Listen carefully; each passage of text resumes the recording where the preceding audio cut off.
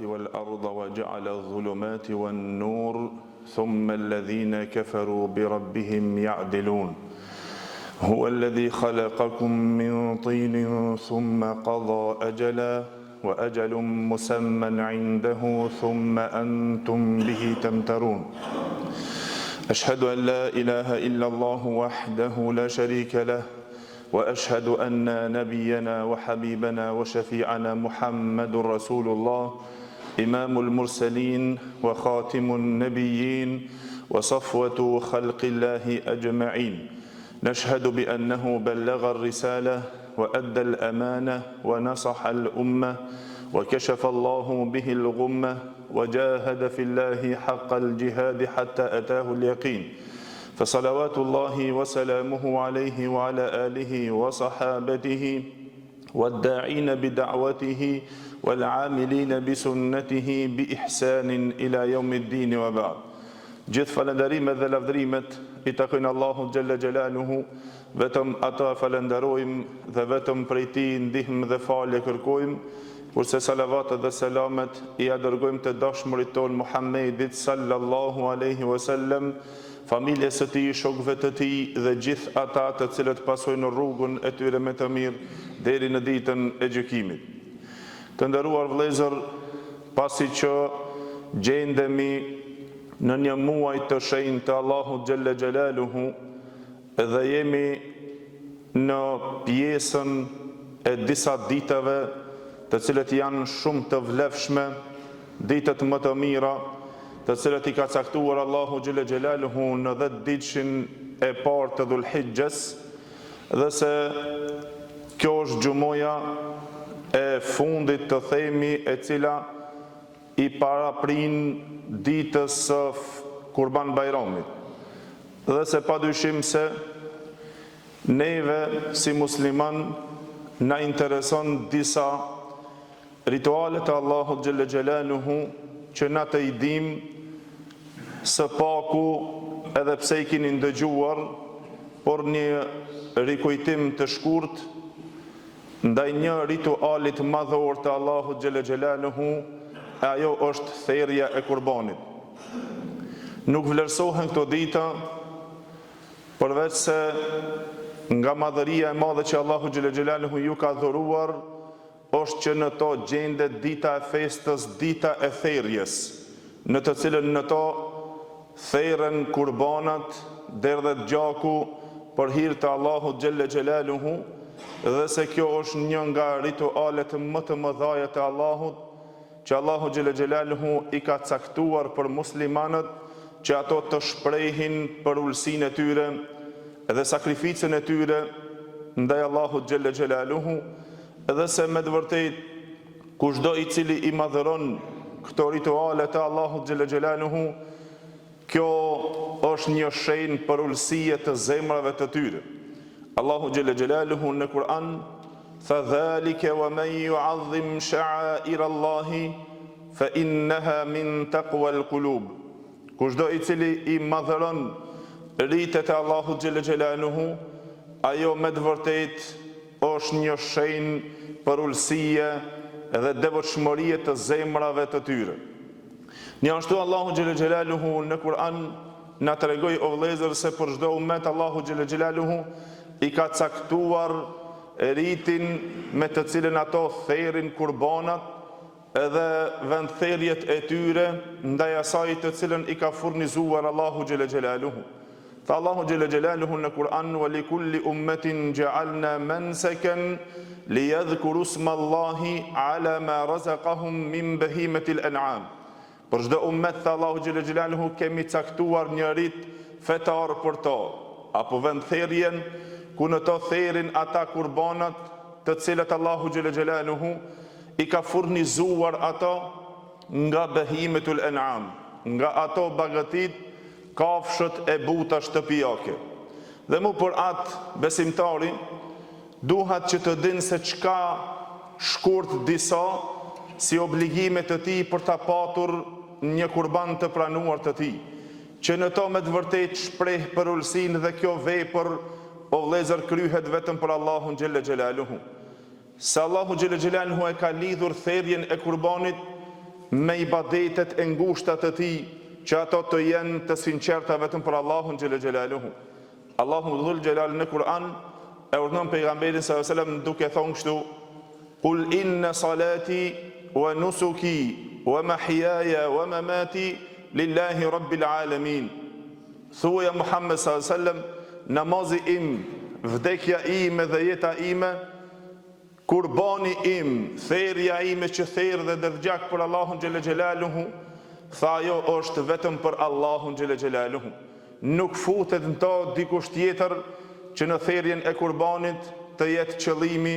i lavdrimit, të jetë qëllimi se mos më thonë se ky nuk theri kurban e kështu me radhë. Por në to niyeti është shumë i sinqert që ajo vepër të jetë vetëm për Allahun xhelle xhelaluhu. Dhe se kjo vepër i takon vetëm Allahut xhelle xhelaluhu, edhe Allahu xhelle xhelaluhu e ka lidhur ngushtë me ibadetin. Sikur që dietarët polemizuan në vitin e kaluar, treguam ato dispozitat dhe vlerat e shumta dhe cilat janë ato kushtet, kush dëshiron mundet që të i kthehet të ndigjon gjërësisht, por na këtu vetëm blic kalojmë si përkujtesë të asaj që neve na duhet si musliman, duke e ditur se dispozita e therrjes së kurbanit qëndron në polemikën e dietarëve se a është wajib, a është obligim apo është sunnet i fortë. E përderisa dietarët në to ato polemizuan dhe diskutuan, pra kjo çështje neve na aludon se është e rëndësishme dhe se na duhet të i kushtojmë vëmendje për të therrur kurban në ditën e therrjes, në ditën e Kurban Bajramit. Dhe mu për atë dietarët të cilët shkuan si medhebi Ebu Hanifës, El-Auza'iu, El-Lejthiu dhe zgjedh Sheh Islam ibn Taymija rahimullah këtë mendim që është wajib për çdo musliman i cili ka mundësi.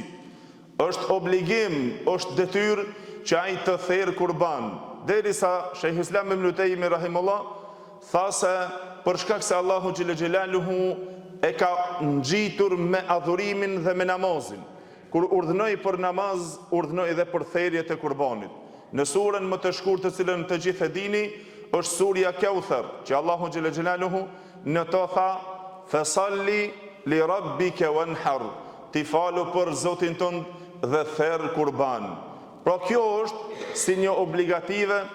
si urdhër, por normal që dietarët të cilët shkuan shumica në ato se është sunnet i fortë që të therr kurban kushdo i cili ka mundësitë, dhe Allahu xhelle xhelaluhu i ka dhënë gjërësi atij, mos ta anashkalon këtë obligim dhe këtë ibadet, këtë adhurim të Allahu xhelle xhelaluhu, e ti të shprehish për ulësinë tënde, edhe ti të shprehish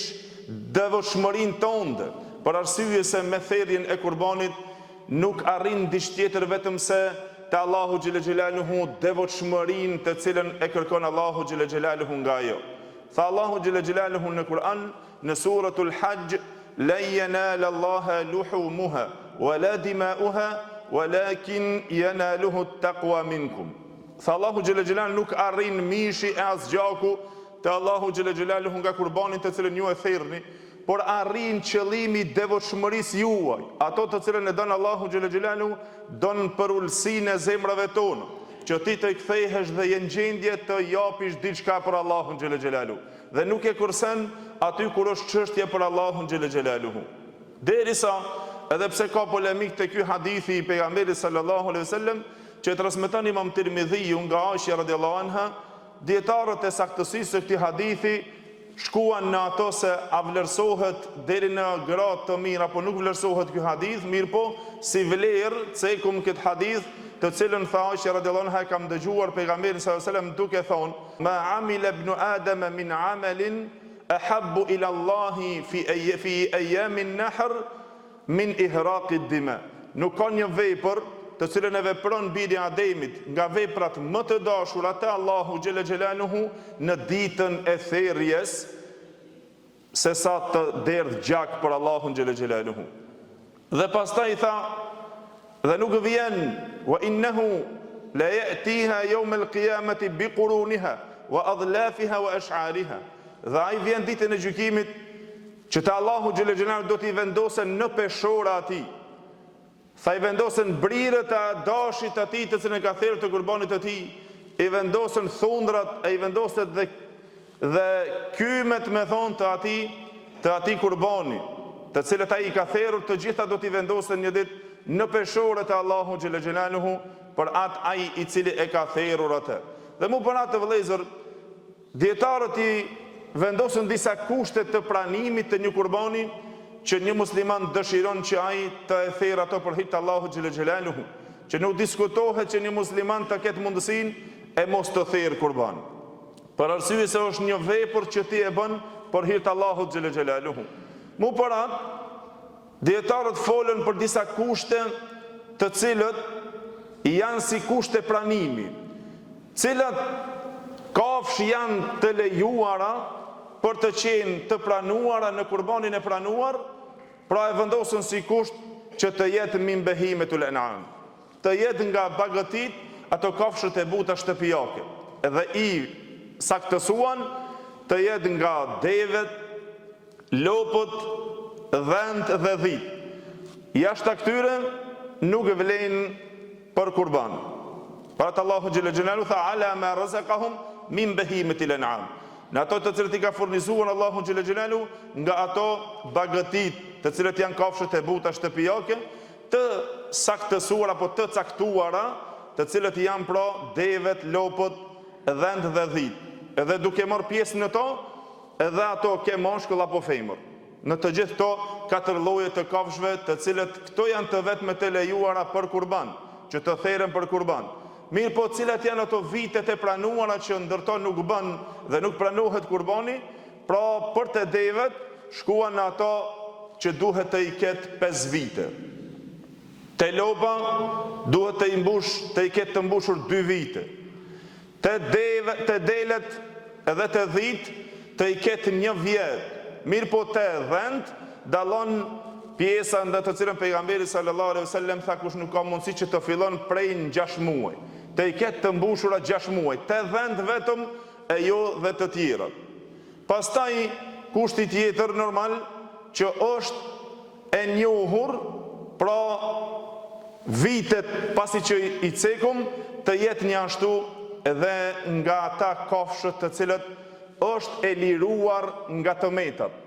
Mos të ketë tëmeta, po shkurt, edhe pse i dini hadithin e pejgamberit sallallahu alajhi wasallam me keni dëgjuar të gjithë, në të cilën janë bashkuar të gjithë dietarët, janë ato 4 tëmetat e shfaqura të dukura, nëse i ka nuk pranohen. Jashtë atyre është futur në polemik të dietarët. Kurse ato 4 tëmetat janë të njohura, hadithin që transmeton Abu Davudi, që pejgamberi sallallahu alaihi wasallam tha nga Bara ibn Azib, me të cilën pejgamberi sallallahu alaihi wasallam e ceku se cilët janë nga qurbanët të cilët vlen, fala tujzi arba'atun anil adahi. 4 qurbana nuk vlen nëse i kanë këto cilësi dhe nëse i kanë këto tëmeta. E para tha el awra'u bayyinu awruha, ajo e verbëra e cila është e dukshme e qartë verbësia e saj. Qërë e ka syrin e zbardhur, apo e ka të thatë, kështu me radhë, kjo nuk vlen. Në këto 4 pika vëllezër janë të bashkuar dietarët që nuk vlen qurbani. Jashtë këtyre pastaj ka polemik. Mirë po mbani mend këto,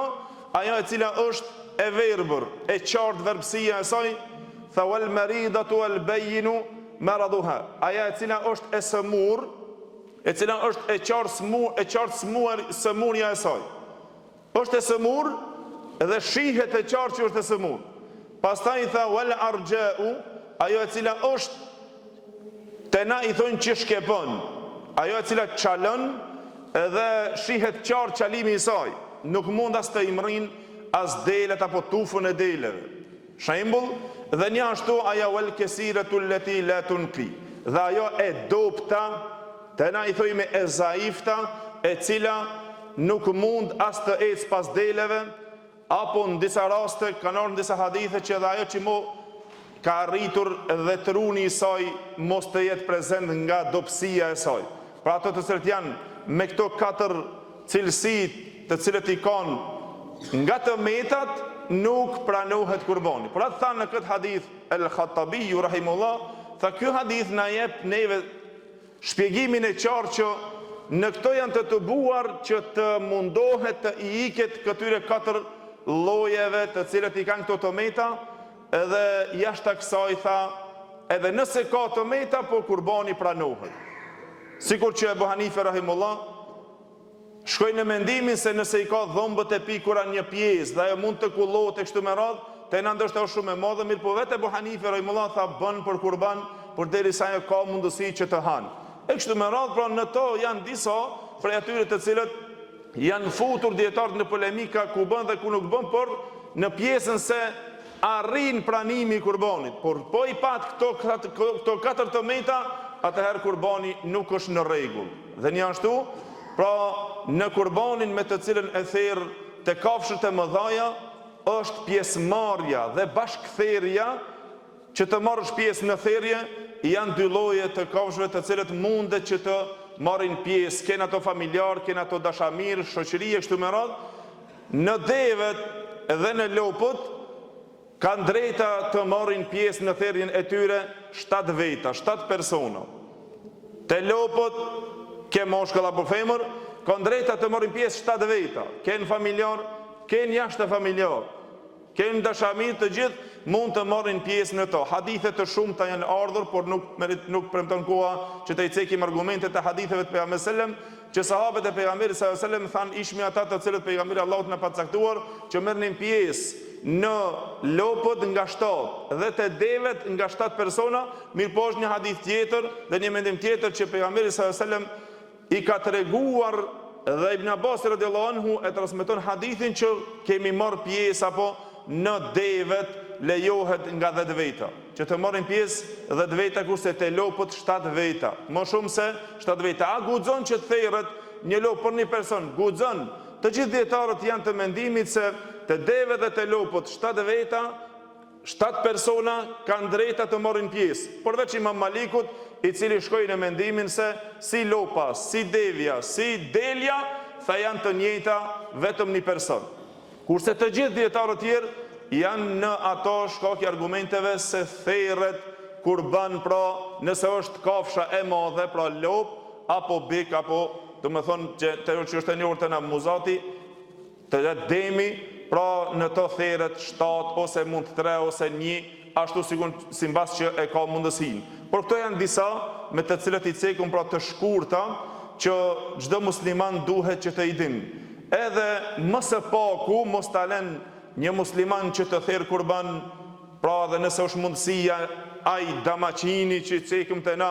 krye familjari, që ta therr një dash, ta therr një kurban për gjithë familjarët e tij. Siç pejgamberi sallallahu alajhi wasallam kur theri kurban, e theri kurbanin, e vendosi ato mirë, vendosi komën e tij dhe tha bismillah në emër të Allahut xhel xhelaluhu, Zot, ky kurban është për mua, për familjen e Muhamedit sallallahu alajhi wasallam dhe për ummetin e Muhamedit sallallahu alajhi wasallam. Pra krye familjari, nëse nuk ka mundësi spaku, krye familjari që të therr kurban, të therr pra në atë shtëpi dhe të i shtin, të i pjeston në lutjen e tij të gjithë familjarët e tij. Lutim Allahun xhel xhelaluhu që këtë obligim dhe këtë ritual Allahu xhel xhelaluhu të na lehtëson dhe Allahu xhel xhelaluhu ta pranon nga ne. Wa aqulu qawli hadha astaghfirullahi li wa lakum walhamdulillahi rabbil alamin.